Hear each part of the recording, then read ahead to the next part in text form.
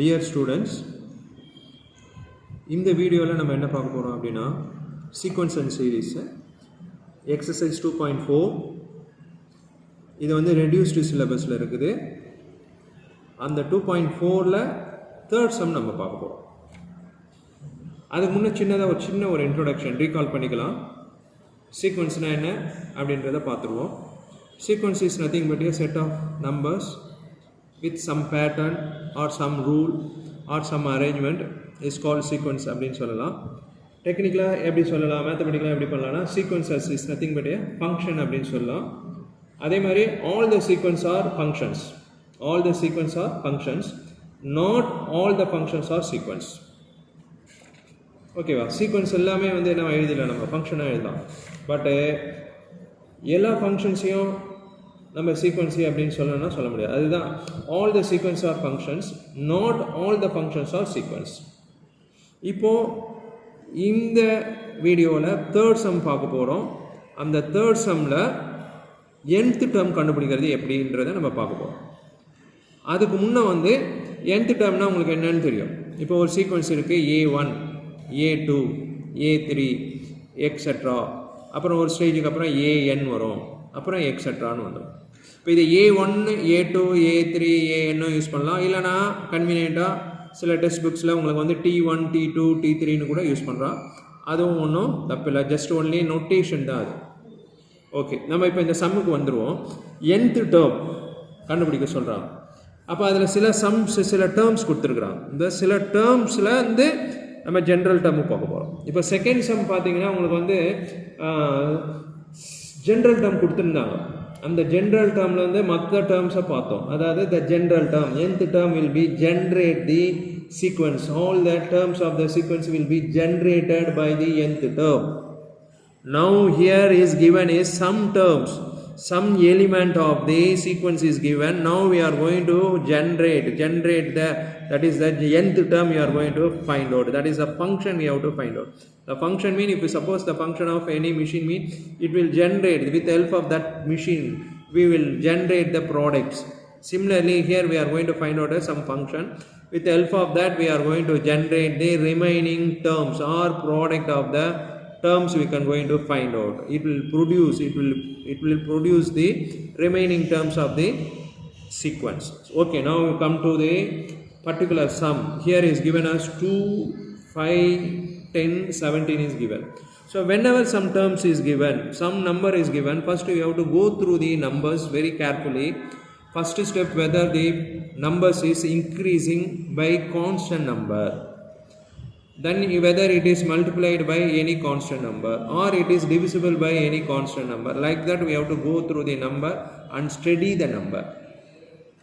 Here first term is given as 2, second term is given as 5, third term is given as 10, fourth term is given as 17. It is increasing, but it is increasing constantly. No, it is not increasing constantly. First term is increased by 3, second term is increased by 5, the third term, the fourth term is increased by 7. So it is not constantly increasing, it is increasing. First term, second term is increased by 3, third term is increased by 5, fourth term is increased by 7. So it will not come under the AP. That is our first conclusion. So next you have to think over. First term is given as 2, second term is given as 5, third term is given as 10, fourth term is 17 is given. So now we have to find out AN. So the first term is A1, second term is A2, third term is A3, fourth term is A4. So whenever we want to find out general term, we have to link with this n with the given numbers. A1, suppose A1, I am going to write A1. A1 is 2, so I cannot link with this 2. Second term, suppose I am putting 2 here, I cannot link with this 5 with the 2. 3 I am putting, I cannot link with this 10 with this 3. So but suppose instead of this 2, 5, 10, 17, I have 1 here. I am here, I am having 4. Suppose here I am having 9. Suppose this is 16, then immediately you can say Sir, we can write it this as 1 square, 2 square, 3 square, 4 square. Yes. This is nothing but the square of natural numbers.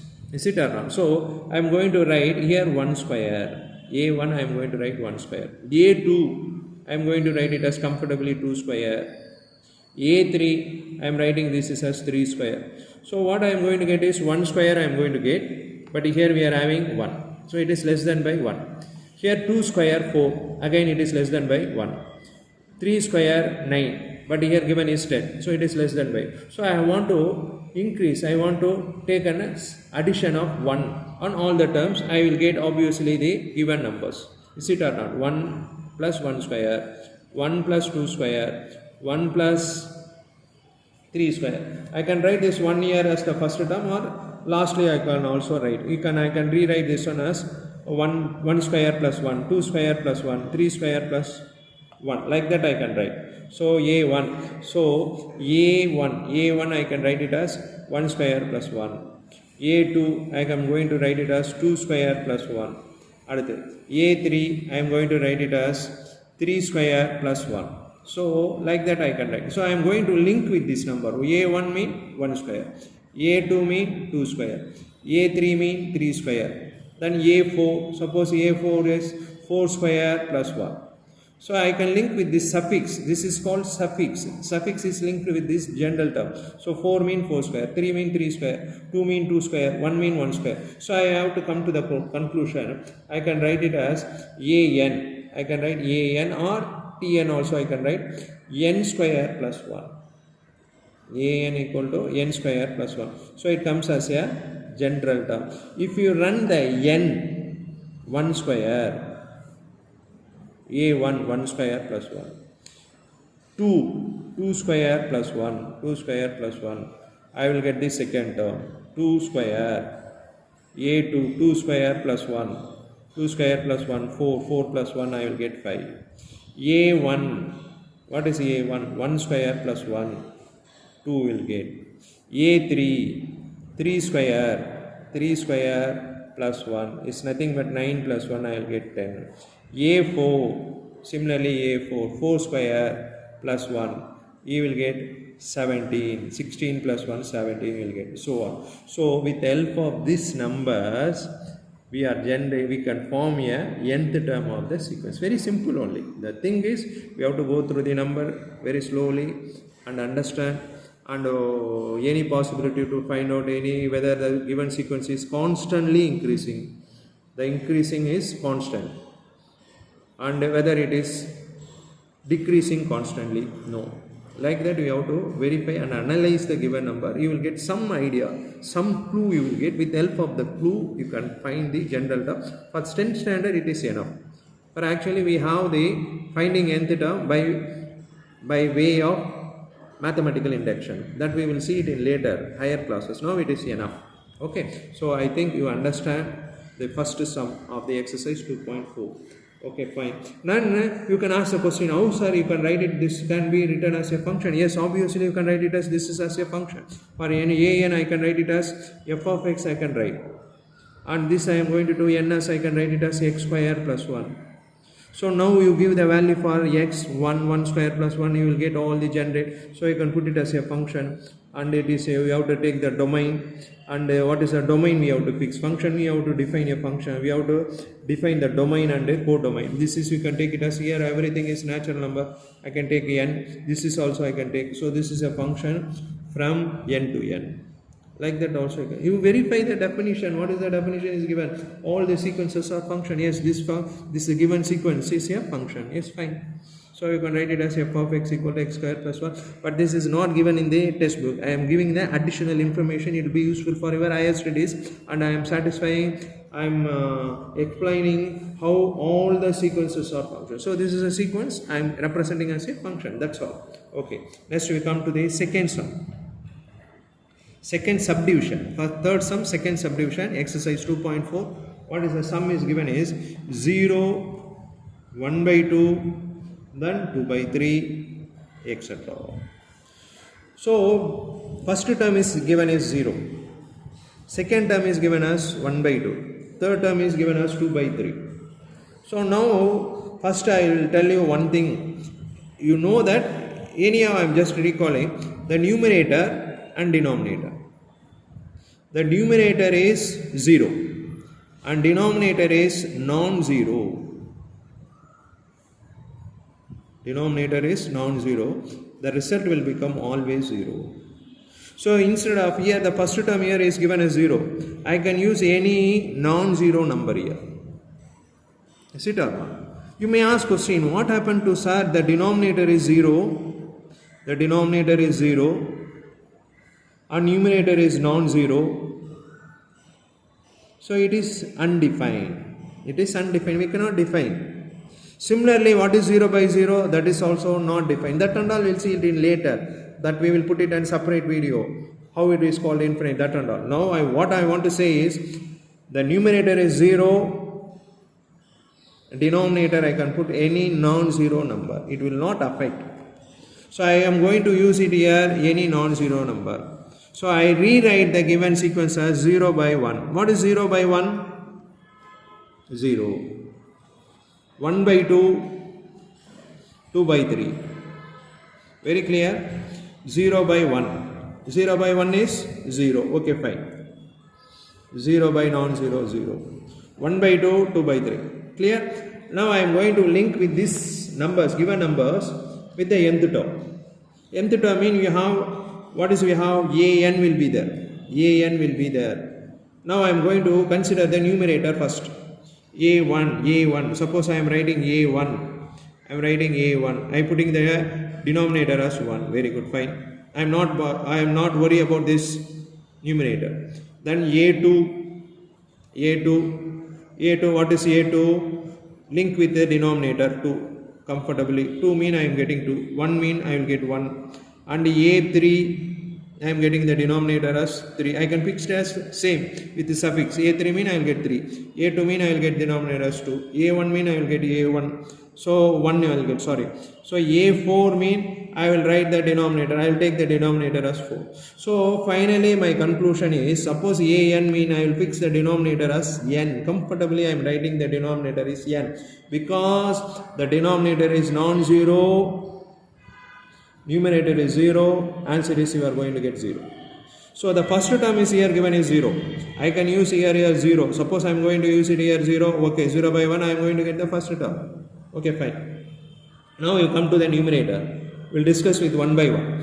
a2, you keep the first term for some time, then we will come to the conclusion for the first term. So a2 mean I fix the numerator, 2 mean 2, 3 mean 3, 4 mean 4. So what about the numerator? Numerator is given as 1. So here 2, suffix is 2, the numerator is given as 1. 3 is given, the numerator given is 2 is given. So 4 mean it comes 3 here. So the numerator I am linking, I am taking a comparison with the suffix with the numerator. So 2 mean I am going to put 2. Suppose 1 is given here. So I am write 2 minus 1.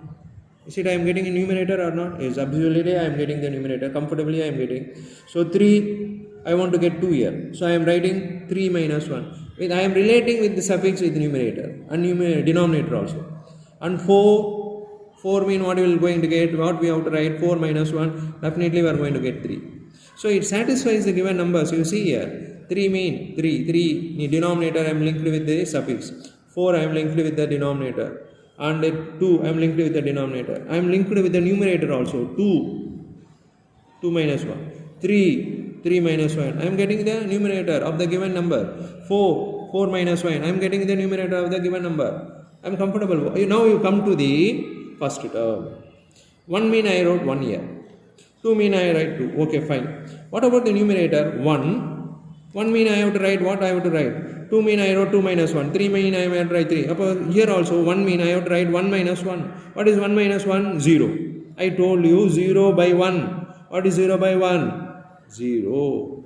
So it is given 0. So I got all the numbers with the suffix, with the help of the suffix. So general term I write n minus 1. So now you run, you will get all the numbers. If you are running the suffix n, a1, 1 minus 1, 1, 0, fine.